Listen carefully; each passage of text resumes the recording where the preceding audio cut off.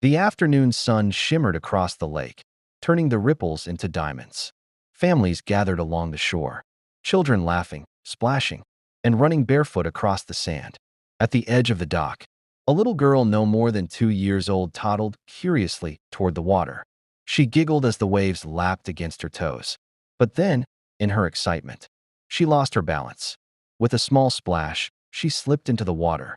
Her mother's head had turned for just a moment, and by the time she looked back, panic seized her chest.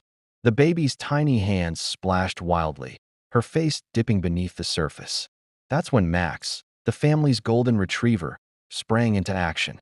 He had been lying in the shade, tail thumping lazily against the boards of the dock.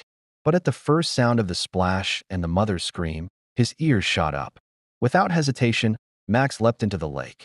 Water fanned out in a great arc as he paddled strongly toward the child. His nose dipped beneath her, nudging her head above the surface. She coughed, frightened but safe against his wet fur. The dog circled, careful and steady, and let the little girl cling to his neck as he paddled back toward the dock. The mother reached out, tears streaming down her face, and pulled her daughter into her arms. The baby was wet and shivering, but safe.